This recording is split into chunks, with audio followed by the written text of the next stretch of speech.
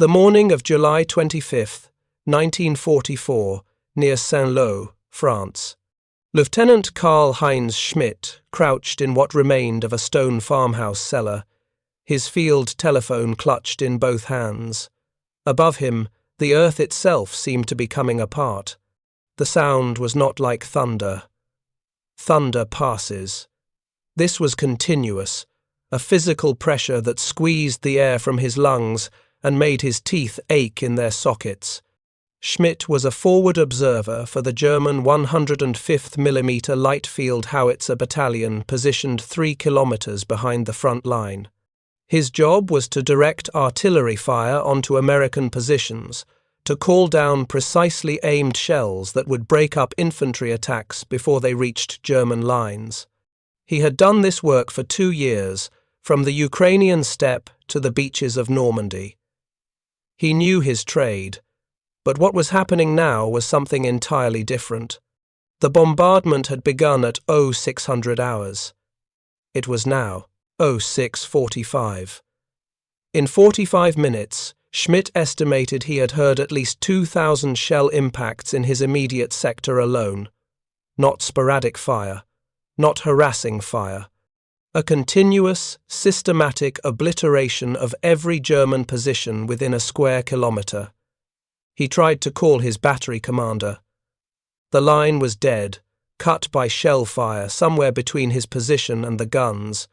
Through the cellar's narrow window, Schmidt could see American infantry moving forward through the smoke, walking upright, rifles at the ready but not firing. They did not need to fire. Nothing was shooting back. The German machine gun position that had been 200 meters to his left was simply gone, replaced by overlapping craters. The mortar team in the orchard was gone. The company command post in the village was gone. If you're enjoying this deep dive into the story, hit the subscribe button and let us know in the comments from where in the world you are watching from today. Schmidt had a notebook in his tunic pocket where he kept careful records. In a typical day on the defensive, his battalion of 12 guns would fire approximately 100 rounds total, sometimes less. Sometimes, during an enemy attack, as many as 200. The guns had to be conserved. Barrels wore out. Ammunition was precious. Every shell had to be transported by truck or horse cart from distant depots. Every shell had to count. The Americans, it seemed, operated under no such constraints. What Schmidt was experiencing that morning near Saint-Lô was the standard American artillery response to a prepared offensive. 1 artillery battalion, 18 guns, was allocated to support each infantry battalion attack. That single battalion would fire, on average, 3,400 rounds in the first day of the offensive. Not for the entire day. For the preparatory bombardment and the initial assault, additional battalions would be firing simultaneously in adjacent sectors. This was not an anomaly. This was doctrine. This was the standard, expected, normal application of American artillery power. And for German soldiers who had spent years learning to fight with carefully rationed artillery support, who had been taught that firepower must be husbanded and applied at decisive moments, the experience of being on the receiving end of American artillery was not just tactically overwhelming, it was psychologically devastating. The story of how this disparity came to exist, how American artillery came to operate on a scale that seemed impossible to their opponents, and what it meant for the men who experienced it, begins not with the war itself, but with decisions made years earlier. Decisions about production capacity, about logistics, about what kind of war America intended to fight, and how much it was willing to spend to win it. To understand the shock experienced by German soldiers facing American firepower, one must first understand what they expected artillery to be. German artillery doctrine in World War II was the product of lessons learned in the First World War. refined through 2 decades of theoretical development and constrained by economic and industrial realities that shaped every aspect of how Germany prepared for war. The German army that invaded Poland in September 1939 fielded artillery that was, gun for gun, excellent. The standard divisional artillery piece was the 10.5 cm light field Howitzer 18, known as the leFH 18. This was a modern, effective weapon. It fired a 14.8 kilogram high-explosive shell to a maximum range of 10,975 meters. The shell contained 1.38 kilograms of explosive filler, enough to create a lethal blast radius of approximately 15 meters and a fragmentation danger zone extending to 50 meters. The gun itself weighed 1,985 kilograms in firing position. It could be towed by a half-track or by a 6-horse team. The crew of 8 men could bring the gun into action in approximately 2 minutes, unlimbering it from its transport carriage, leveling the trails, and preparing ammunition. Rate of fire was 4 to 6 rounds per minute for short periods, sustainable at approximately 2 rounds per minute for extended firing. German artillery organization was methodical and efficient. A standard infantry division included 4 artillery battalions, each with 3 batteries of 4 guns, for a total of 48 howitzers. These were supplemented by heavier guns at corps and army level. Fire control was centralized. Battalion commanders directed the fire of their batteries based on requests from forward observers attached to infantry units. The system worked. It had worked with devastating effect in Poland, in France, in the Balkans, and in the opening phases of the campaign in Russia. German artillery could mass fire from multiple batteries onto a single target, could deliver time-on-target missions where shells from different guns arrived simultaneously, could shift fire rapidly to respond to changing tactical situations. German gunners were trained, disciplined, and professional. But the system operated under constraints that would become increasingly severe as the war progressed. Germany's industrial base, while sophisticated, was not organized for mass production on the scale that would be required for a prolonged war of attrition. In 1944, German factories produced approximately 12,000 artillery pieces of all types. This sounds substantial until compared to what was being produced elsewhere. More critically, German ammunition production was limited by access to raw materials, by transportation difficulties, and by the competing demands of other weapons systems. A German artillery battalion in 1944 could expect to receive approximately 300 to 500 rounds per gun per month when supply was good. When supply was disrupted by partisan action, by Allied air attacks on rail lines, by the simple fact that trucks and trains were needed elsewhere, the allocation dropped. This meant that artillery fire had to be rationed. Forward observers learned to call for fire only when targets were certain and important. Battery commanders learned to husband their ammunition, to fire brief, precise missions rather than sustained bombardments. Gunners learned to make every shell count because there might not be more shells tomorrow. The United States entered World War II with an army that was small, under-equipped, and largely inexperienced. In September 1939, when Germany invaded Poland, the United States Army numbered approximately 190,000 men. It ranked 19th in the world by size, smaller than the armies of Portugal or Romania. It had virtually no modern tanks, no significant air force separate from the army, and artillery that dated largely from the First World War. What America did have was industrial capacity on a scale unprecedented in human history. The factories that had produced automobiles, appliances, and consumer goods in peacetime could be converted to produce weapons. The infrastructure that moved commercial goods across a continent could move military supplies. the engineering expertise that had mechanized American agriculture and manufacturing could mechanize warfare. Between December 1941 and August 1945, American industry produced 257,000 artillery pieces of all types. This included 48,000 of the M2A1 105mm howitzer, the standard divisional artillery piece that would become the American equivalent of the German leFH 18. It included 38,000 of the M1A1 155mm howitzer, a heavier weapon for corps and army-level support. The production extended to every caliber, from 75mm pack howitzers to 240mm heavy guns. But guns alone were meaningless without ammunition. American ammunition production reached levels that seemed impossible to enemies who were carefully rationing shells.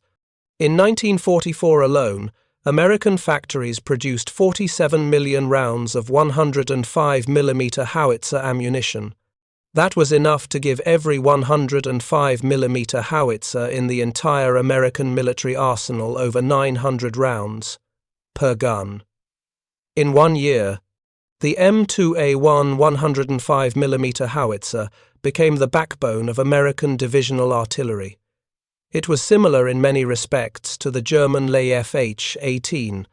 It fired a 14.97 kilogram high-explosive shell to a maximum range of 11,270 meters, slightly outranging the German weapon. The shell contained 2.18 kilograms of explosive, somewhat more than the German equivalent, giving it a larger blast radius and fragmentation pattern. Where the American system diverged fundamentally from the German approach was not in the quality of individual guns, but in the philosophy of their employment. American artillery doctrine, developed through the 1920s and 30s, and refined through combat experience in North Africa and Italy, emphasized mass and responsiveness over precision conservation.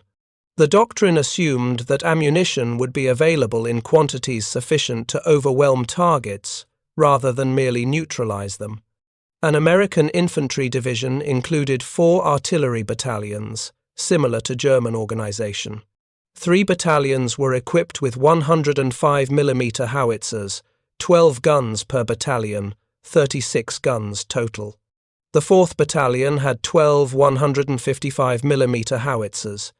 Each battalion operated as an independent firing unit, but could be massed with other battalions to deliver overwhelming firepower on a single target. The key innovation was the Fire Direction Center, a centralized command post where firing data was calculated and coordinated. Forward observers with infantry companies could call for fire using standardized procedures. The Fire Direction Center would receive the request, calculate firing data using mechanical computers and plotting boards, and transmit orders to the gun batteries. Multiple battalions could be brought to bear on a single target within minutes. Every American artillery battalion had radios. Not 1 in 4 guns.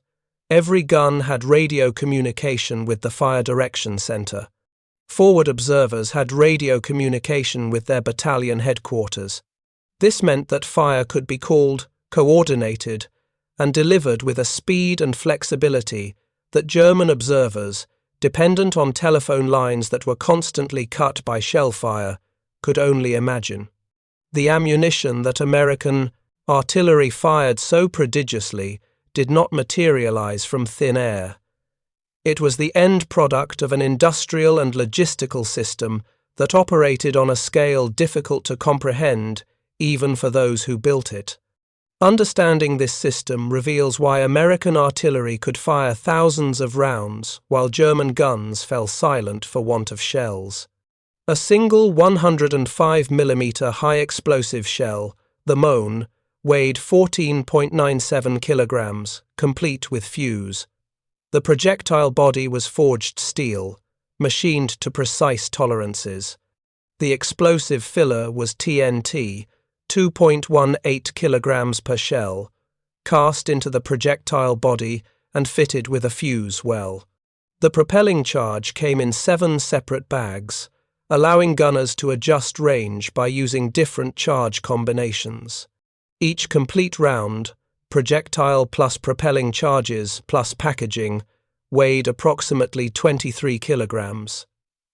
American factories produced these shells at a rate of approximately 129,000 per day during peak production in 1944.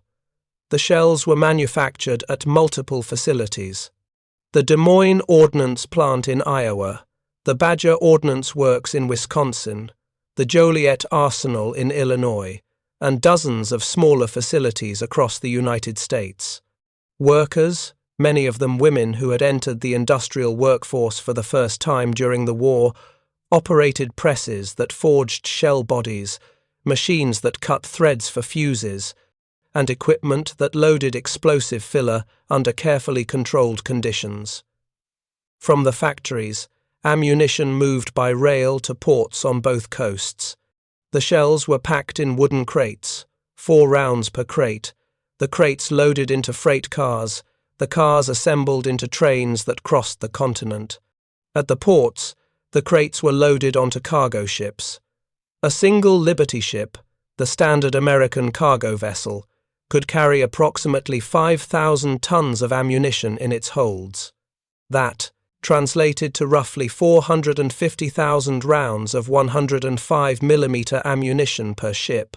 The ships crossed the Atlantic in convoy, arriving at British ports or, after June 1944, at the artificial harbours constructed off the Normandy coast. From the ports, the ammunition moved by truck to forward supply dumps. The dumps were enormous. A typical Army ammunition supply point in France in late 1944 held between 30,000 and 50,000 tons of artillery ammunition. That was enough 105mm ammunition to supply every divisional artillery battalion in an entire army with a full month's expenditure. From the supply dumps, trucks brought ammunition forward to battalion supply points. Each artillery battalion maintained its own dump, typically holding 3 to 5 days of expected expenditure. That meant approximately 15,000 rounds per battalion, stored in dispersed stacks covered with camouflage netting, guarded by military police, and replenished daily by trucks running from the Army supply point. The final link in the chain was the battery supply section. Each 6-gun battery had trucks assigned to bring ammunition from the battalion dump to the gun positions. During active operations, these trucks ran continuously, bringing forward the shells that the guns fired as fast as they could be loaded. A single battery, firing at standard rate during a prepared attack, could expend 600 rounds in an hour. That required 10 truck runs from the battalion dump, each truck carrying 60 rounds, 1,380 kilograms of ammunition per load. German observers who captured American supply documents during the Battle of the Bulge in December 1944 studied them with something approaching disbelief. The allocation tables showed ammunition expenditures that exceeded total German production. An American corps with 3 divisions would be allocated approximately 45,000 rounds of 105mm ammunition per day during offensive operations. German intelligence officers, reading these figures, initially assumed they were deception, inflated numbers intended to mislead. They were not. They were conservative estimates. This logistical system, from factory to gun position, represented an investment of resources that Germany simply could not match. The United States had the factories, the raw materials, the transportation network, the trucks, the ships, the fuel, and the organizational capacity to deliver ammunition in quantities that turned artillery from a supporting arm into the dominant weapon on the battlefield. The American artillery system was not merely a matter of having more shells. It was a comprehensive doctrine that trained crews to fire those shells effectively, rapidly, and in coordination with maneuver forces. The training system that produced American artillery crews was, itself, an industrial process. turning out qualified gunners and forward observers with the same systematic efficiency that factories produced shells. An American artilleryman began his training at one of several artillery replacement training centers in the United States. Fort Sill in Oklahoma was the largest and most famous, but centers also operated at Fort Bragg in North Carolina, Camp Roberts in California, and other locations. The basic training cycle lasted 17 weeks. The first 4 weeks covered basic military skills, physical conditioning, and weapons familiarization. The remaining 13 weeks focused exclusively on artillery. Trainees learned mathematics, map reading, and surveying. They learned to calculate firing data using plotting boards and mechanical computers. They learned to identify targets, estimate ranges, and adjust fire. They learned to maintain guns, to load and fire under pressure, to work as part of a gun crew where every man had a specific job. The crew functioned as a single organism. Forward observer training was more intensive. These men, who would accompany infantry units and call for fire support, received additional instruction in radio procedure, target identification, and coordination with infantry tactics. They learned a standardized system for calling for fire that allowed any observer to work with any artillery battalion. The system used map coordinates and standardized adjustments measured in meters. An observer could call for fire, observe where the rounds landed, and transmit corrections that would put the next rounds precisely on target. The efficiency of this system in combat was remarkable. From the moment a forward observer identified a target and radioed a fire mission, to the moment the first rounds impacted, typically elapsed 3 to 5 minutes. If the target was important and multiple battalions were available, fire from 36 or more guns could be concentrated on a single point. The forward observer would call fire for effect after adjusting rounds were on target, and the guns would deliver sustained fire until the observer called cease fire or until the battery exhausted its ammunition. Time on target missions represented the apex of American artillery coordination. Multiple batteries, sometimes from different battalions, would fire at different times calculated so that all rounds arrived at the target simultaneously. A time-on-target mission with 6 batteries meant 72 shells arriving in the same 10-second window. The effect on the target area was not merely destructive, it was obliterative. German artillery could execute similar missions, but the difference lay in scale and frequency. A German time-on-target mission was a special effort, reserved for critical targets, fired once, and not repeated because ammunition could not be wasted.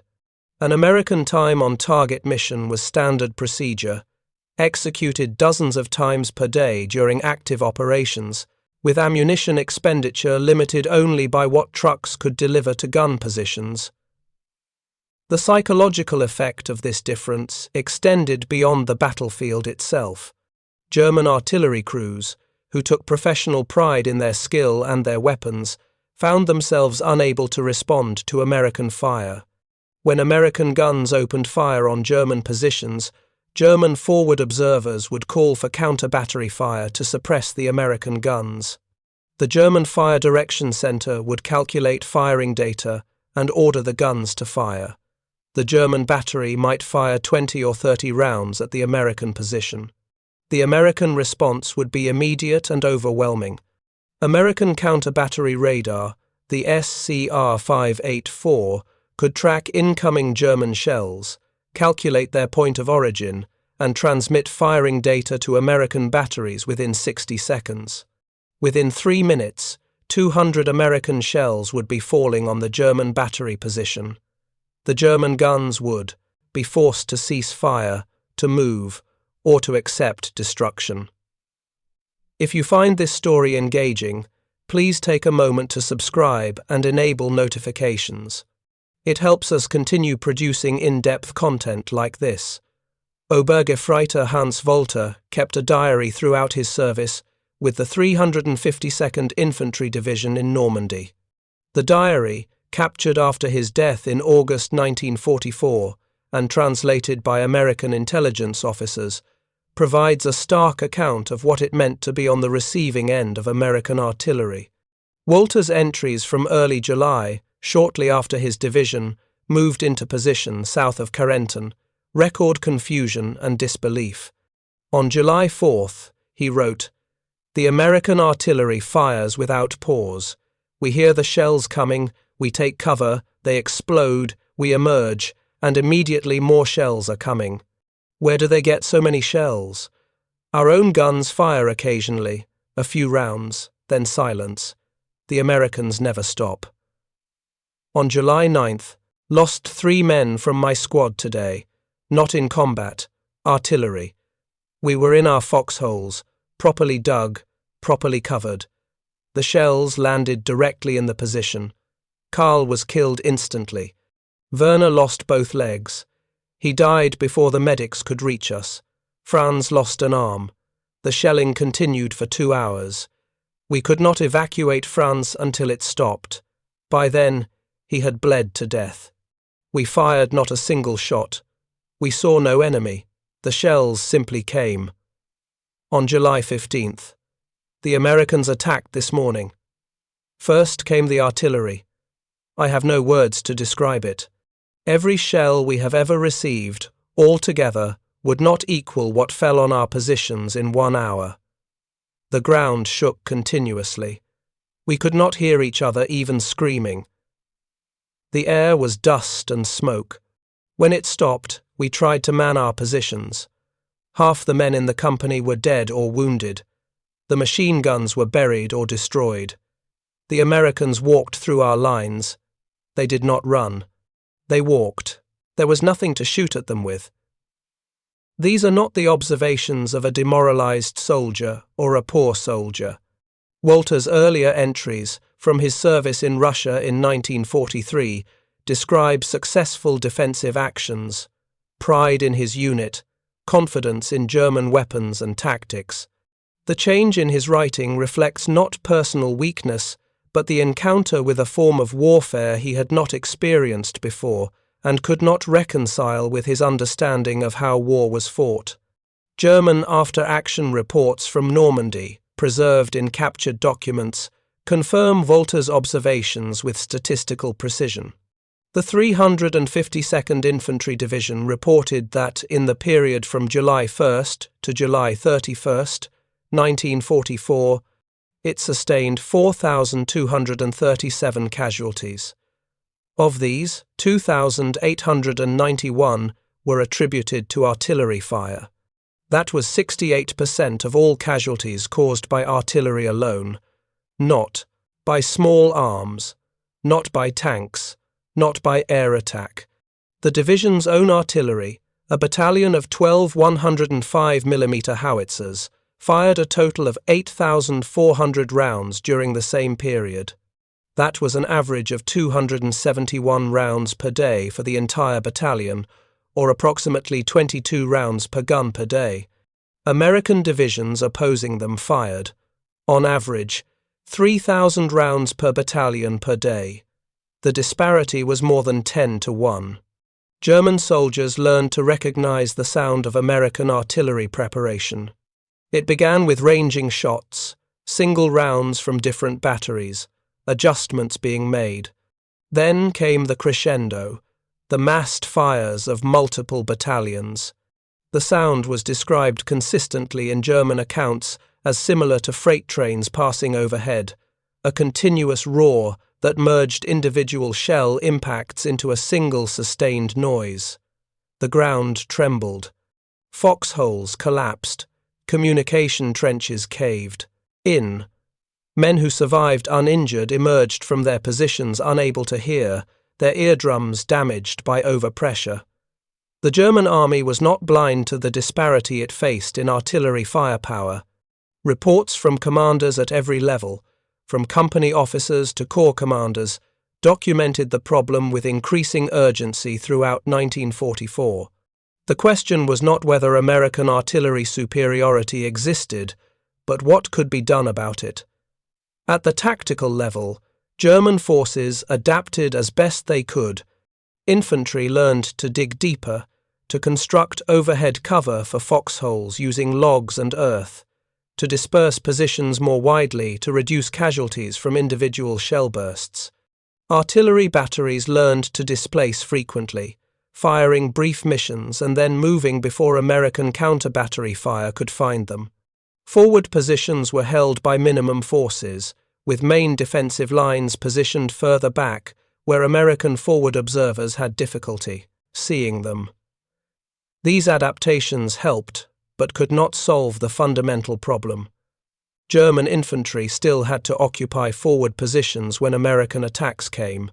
German artillery still had to fire in support of defensive operations, and American firepower still found them. The German General Staff examined options for increasing artillery ammunition production. Factories in Germany and occupied territories were already operating at maximum capacity. Raw materials, particularly copper for shell casings and explosives for fillers, were in short supply. Transportation networks were under constant air attack. Every train carrying artillery shells to the front was a train not carrying ammunition for small arms, fuel for tanks, food for troops, or any of the 1,000 other items an army required. Albert Speer, Reich Minister of Armaments and War Production, presented figures to Hitler in August 1944, showing that German ammunition production had actually increased since 1943 despite Allied bombing. Factories produced approximately 27 million artillery rounds of all calibers in 1944. This represented a significant industrial achievement under wartime conditions. But the United States produced approximately 190 million artillery rounds in the same year. The Soviet Union produced approximately 60 million. Britain produced approximately 40 million. Germany's enemies were producing 10 times as many shells as Germany could manufacture, and the disparity was growing as Allied bombing intensified and German access to raw materials declined. German planners considered alternative approaches. Could artillery be replaced by other weapons? Could concentrated anti-tank gun defenses substitute for artillery support? Could air power compensate for artillery weakness? Each possibility was examined and rejected. The Luftwaffe, once capable of providing close air support to ground forces, was by 1944 fully occupied with air defense of Germany itself. Anti-tank guns were needed to stop Allied armor. No substitute existed for artillery's ability to deliver sustained, accurate fire in support of defensive operations. Some German officers argued for radical changes in tactics, abandon linear defenses entirely, hold only key terrain, allow Allied forces to advance into areas where they could be counterattacked. These arguments were strategically sound but practically impossible. Every metre of territory lost in France brought Allied armies closer to Germany.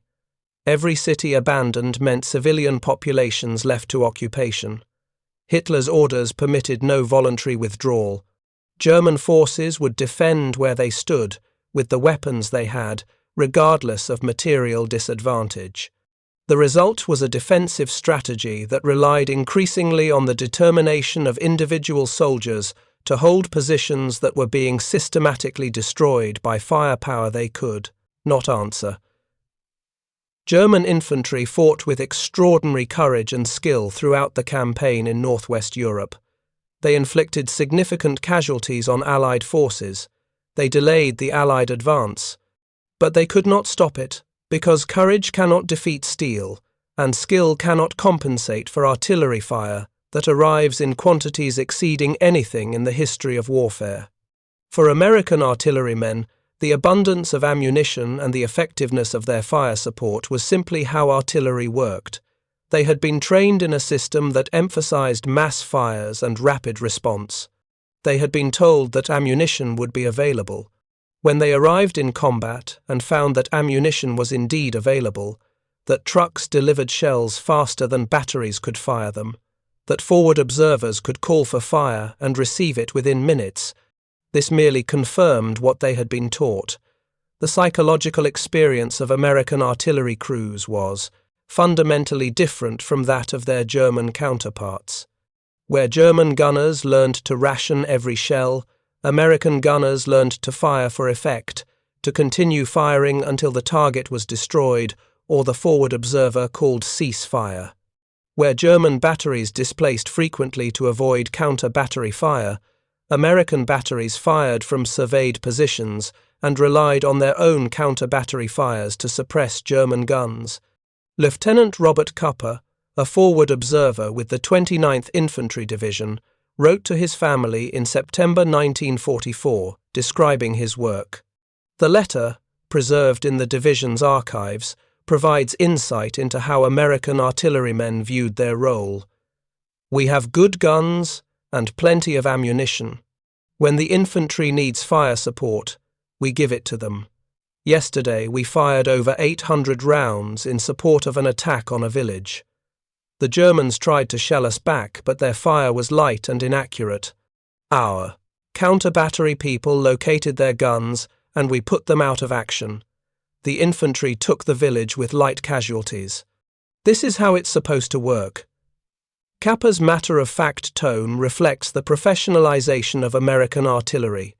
For him, firing 800 rounds in a day was routine. The expectation that counter-battery fire would suppress German guns was standard. The result, infantry advancing with light casualties, was the measure of success. This was not boasting. This was a competent professional, describing the execution of his mission using the tools provided for that purpose. American artillery battalions kept detailed records of ammunition expenditure, targets engaged, and firing missions completed. These records, compiled at division and corps level, show patterns consistent across the European theatre.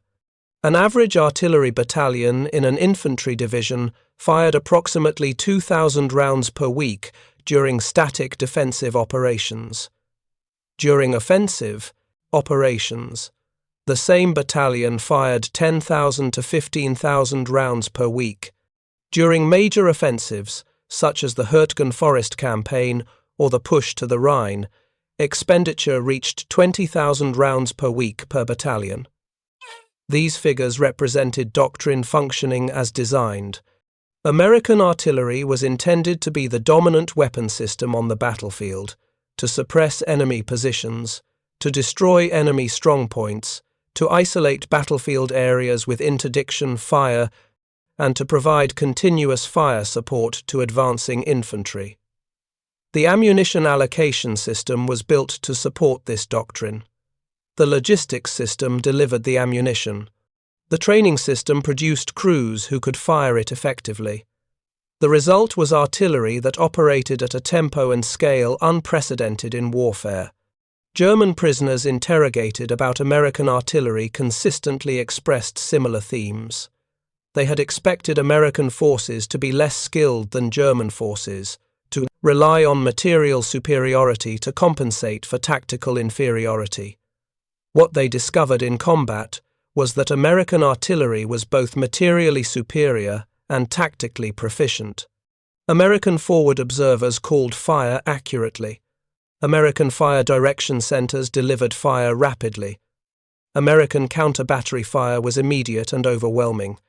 The combination of quantity and quality was devastating. The story of artillery disparity in World War II reveals truths about industrial warfare that extend beyond the specific weapons involved. Lieutenant Karl Heinz Schmidt crouched in his cellar near St. Lo on the morning of July 25, 1944, listening to the continuous impact of American shells, was experiencing the reality of total war between industrial powers with vastly different production capacities. Schmidt survived that morning. His position was not directly hit, and when American infantry reached his location, he surrendered. He was interrogated, processed, and eventually sent to a prisoner of war camp in the United States. In post-war interviews conducted by American military historians, Schmidt described his experience with a precision that reflected his training as an artillery officer. "We knew the Americans had more artillery than we did," he said. "We knew they had more of everything. But knowing this intellectually and experiencing it are different things. When you are in a position being shelled, and the shells come not in groups of 10 or 20, but in continuous impacts for hours, and you know that your own guns cannot answer because they have no ammunition, or because they have been destroyed by counter-battery fire, you understand that the war is lost. Not that this battle is lost, that the war itself is lost, because the disparity is not something that can be overcome." This realization, repeated in thousands of individual German soldiers across hundreds of battles, represented a psychological defeat that preceded physical defeat. German forces continued to fight effectively until the end of the war. They inflicted casualties, held positions, conducted tactical counterattacks, but the fundamental understanding that material disparity made ultimate defeat inevitable spread through the German army in the final year of the war. The American experience was correspondingly triumphant, but in a more subdued way than might be expected. American soldiers did not generally express joy at having overwhelming firepower. They expressed relief and gratitude, relief that their artillery could protect them, that when they called for fire support it arrived, that they were not being asked to fight without adequate support, gratitude that their nation's industrial capacity provided them with tools adequate to their mission. The contrast between 1944 and 1918 was not lost on American planners. In the First World War, American forces had entered combat largely equipped with French and British weapons because American industry could not produce sufficient artillery and ammunition in the time available. The American Expeditionary Force had fought effectively, but always with awareness that logistics limited what could be accomplished. The Second World War demonstrated that this limitation had been overcome. American industry could produce weapons and ammunition in quantities sufficient not merely to equip American forces, but to supply Allied forces as well. The final accounting of artillery ammunition expenditure in the European theatre provides numbers that seem almost absurd. American forces fired approximately 31 million rounds of 105mm ammunition between D-Day and VE Day, a period of 11 months. That averaged 94,000 rounds per day, every day, for nearly a year. German forces in the same theatre fired approximately 4 million rounds of 105mm ammunition during the same period, an average of 12,000 rounds per day.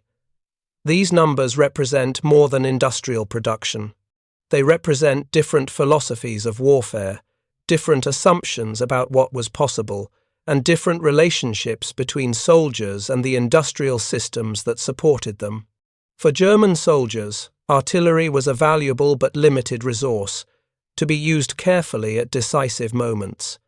For American soldiers, artillery was a continuous presence, an ever-available tool that could be applied to any problem with overwhelming force. The lessons learned in World War II shaped artillery doctrine for decades afterward. The American emphasis on mass fires, rapid response, and logistical abundance became standard in NATO armies. The integration of forward observers with maneuver units, the standardization of fire support procedures, the use of centralized fire direction centers, all remained core elements of artillery employment through the Cold War and into modern conflicts, but beyond, doctrine and organization. The story of artillery disparity in World War II illustrates a fundamental truth about modern warfare between industrial nations.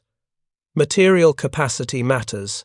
The nation that can produce more weapons, more ammunition, more supplies, and can deliver them to combat forces efficiently, possesses an advantage that training and courage and tactical skill can influence but not overcome. German soldiers in Normandy learned this truth in the most direct way possible, by receiving thousands of artillery shells while their own guns fell silent. American soldiers learned a complementary truth that their nation's factories and logistics networks were as important to victory as anything they did on the battlefield. Lieutenant Schmidt, who survived the war and returned to Germany, was asked in 1978 what he remembered most clearly from his service. He answered without hesitation, "The sound of American artillery. That continuous roar. We had nothing like to it. We could never have anything like it. That was when I knew we would lose." Thank you for watching. For more detailed historical breakdowns, check out the other videos on your screen now, and don't forget to subscribe.